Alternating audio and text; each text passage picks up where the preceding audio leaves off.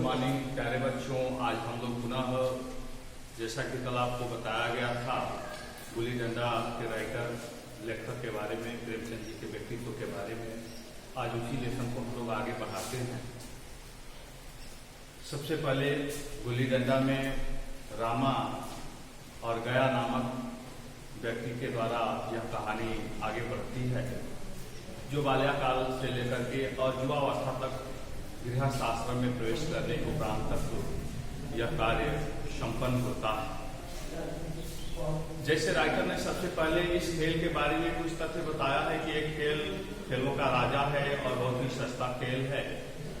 हमारे अंग्रेजी दोस्त माने या न माने, मैं तो यही कहूंगा कि गुल्ली डंडा सब खेलों का राजा है। अभी कभी लड़कों को गुल्ली डंडा खेलते देखता हूँ तो जी लोट-पोट हो जाता है, जी प्रसन्न हो जाता है कि इनके साथ जाकर खेलने लगे। न लान की जरूरत, न कोर्ट की, न नेट की, न थापी की। इसमें किसी वस्तु की आवश्यकता नहीं होती है। गुल्ली डंडा बस एक टहनी काट लिया और उससे यह खेल प्रारंभ हो जाता है। मजे से किसी पेड़ की एक टहनी काट ली, गुल्ली बना ली और दो आदमी भी आ जाए तो खेल शुरू हो गया। विलायती खेलों में सबसे बड़ा ऐब है, विलायती खेलों में सबसे बड़ी कमी है कि उसके सामान बहुत महंगे होते हैं। जब कम से कम 1 सैकड़ा का खर्च न कीजिएगा। खिड़कियां में शुमार ही नहीं, खिलाड़ियों में शुमार ही नहीं हो पाता। यहाँ गुल्ली डंडा है कि बिना हरे पिचकारी के चोखा रंग देता है, बिना लागत के बहुत अच्छा खेल होता है। पर हम हैं कि अंग्रेजी चीजों के पीछे ऐसे दीवाने हो रहे हैं कि अपनी सभी चीजों से अरुचि हो गई है। स्कूलों में प्रत्येक लड़के से 3-4 रुपए सालाना केवल खेलने की फीस ली जाती है। किसी को यह नहीं सूझता कि भारतीय खेल खिला है जो बिना दाम कौड़ी के खेले जाते हैं, जिसमें कोई लागत होती ही नहीं है। अंग्रेजी खेल उनके लिए हैं जिनके पास धन है, रुपया है, पैसे हैं। गरीब लड़कों के सिर क्यों यह व्यसन मरते हो, क्यों यह बुराई डालते हो।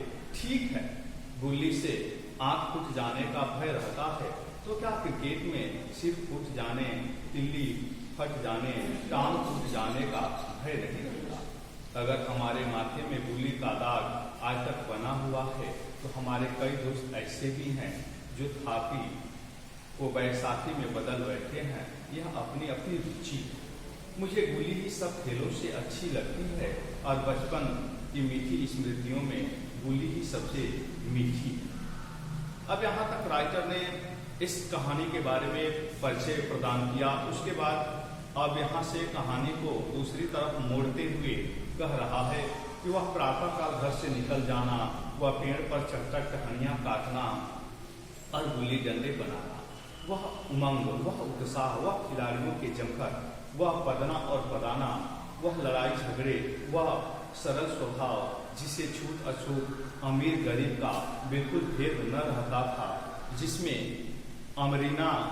अमीराना चोचलों की, प्रदर्शन की, अभिमान की गुंजाइश ही न थी। यह उसी वक्त भूलेगा जब घर वाले बिगड़ रहे हैं, पिताजी चौके पर बैठे बेग से रोटियों पर अपना क्रोध उतार रहे हैं, अम्मा की दौड़ केवल द्वार तक है, लेकिन उसकी विचारधारा में मेरा अंधकारमय भविष्य टूटी हुई नौका की तरह जगमगा रहा है और मैं हूँ कि पदाने में मस्त हूँ। न नहाने की सूझ है, न खाने की। गुल्ली है तो जरा सी, पर उसमें दुनिया भर की मिठाइयों की मिठास और तमाशों का आनंद भरा है। अब यहाँ आप देख रहे हैं कि राइटर ने कहा कि यह खेल ऐसी है, कोई भी खेल हम खेलते हैं और जब हम बाल सखाओं के साथ होते हैं, बाल मित्रों के साथ होते हैं, तो हमारे अंदर यह बहुत बड़ी ऐब होती है कि हम सब कुछ विस्मृत कर जाते हैं, सब कुछ भूल जाते हैं और हमारे सामने केवल खेल की ही सूझ रहती है।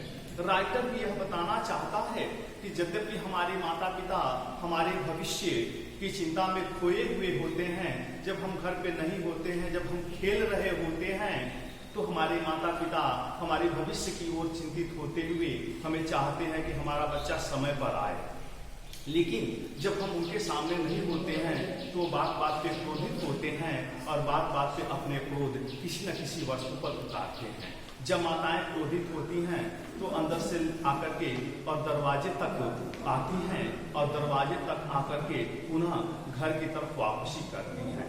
वह कहीं ना कहीं उस क्रोध में भी उनका हमारे प्रति स्नेह झलक रहा होता है, हमारे भविष्य की चिंताएं झलक रही होती हैं। तो इस वीडियो में बस इतनी ही, फिर हम अगली वीडियो में मिलेंगे। धन्यवाद।